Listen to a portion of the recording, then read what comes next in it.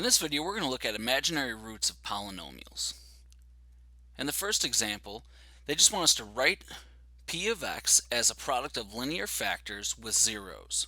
2 minus 3i, 2 plus 3i, and negative 4 multiplicity of 2. And if they had told us that it had a zero of 2 minus 3i or 2 plus 3i, we would have known that the other one was there. Remember, you need both of them. And we'll see this in a further example. All right, so we have p of x is equal to, now if these are zeros, 2 minus 3i, then x minus 2 minus 3i is one factor. Another factor is x minus 2 plus 3i. And then we have x plus 4 times x plus 4.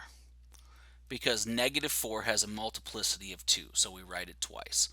And now I'm going to simplify this a little bit and distribute the negative through the parentheses on both of the imaginary factors. So we have x minus 2 plus 3i, x minus 2 minus 3i, and x plus 4 times x plus 4. And it asked us to leave it as linear factors, so we're going to leave it. In example 3, we're going to have to multiply it out.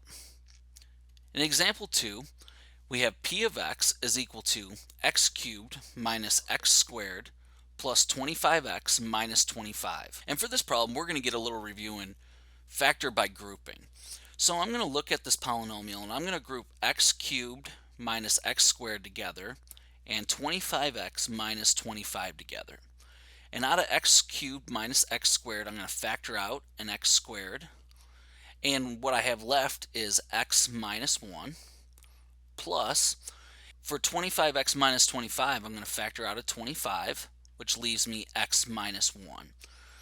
So now I can write this as x squared plus 25 times x minus 1. Now we know when we have a perfect square, x squared minus 25, that this is equal to x plus 5 times x minus 5. Well, when you have x squared plus 25, the only thing that changes is that next to the 5's we're going to write an I. So we're going to have x plus 5i times x minus 5i times x minus 1.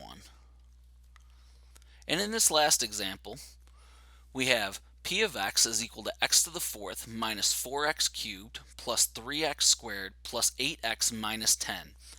And they tell us that 2 plus I is 1, 0, and to find the other zeros.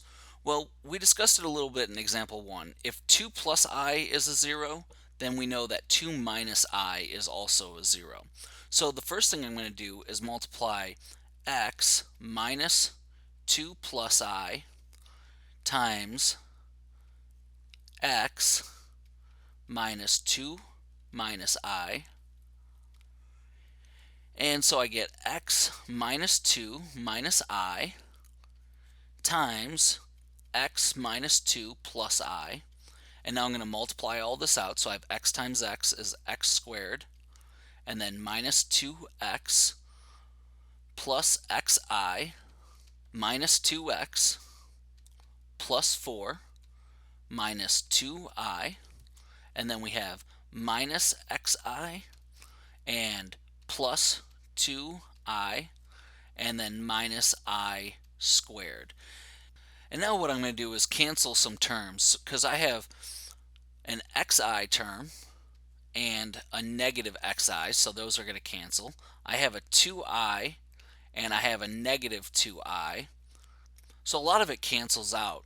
And remember that I squared is equal to negative 1.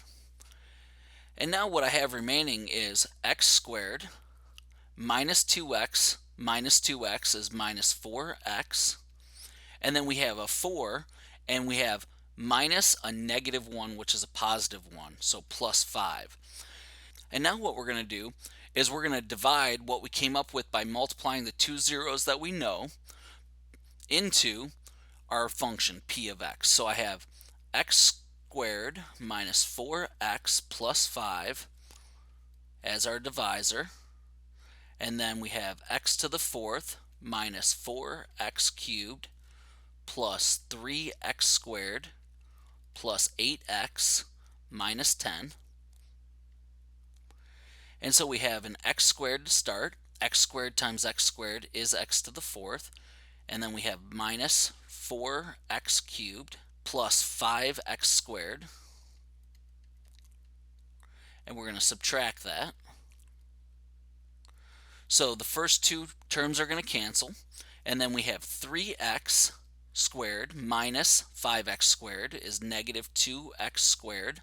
And then I'm going to bring down my plus 8x minus 10.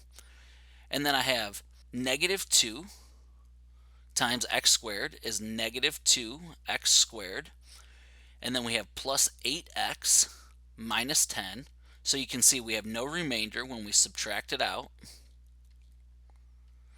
So now we know that p of x we can write as x squared minus 4x plus 5 times x squared minus 2. And I just rewrote the function just so you can see it. We already know the roots of x squared minus 4x plus 5. That's our 2 plus I and 2 minus I. Now we also need to know when x squared minus 2 is equal to 0. So we have x squared is equal to 2, and then we take the square root, so we get x is equal to plus and minus the square root of 2. So our four zeros for this problem are 2 plus I, 2 minus I, and plus and minus square root of 2. And I'll leave those in purple. And that's all for this video on imaginary roots of polynomials.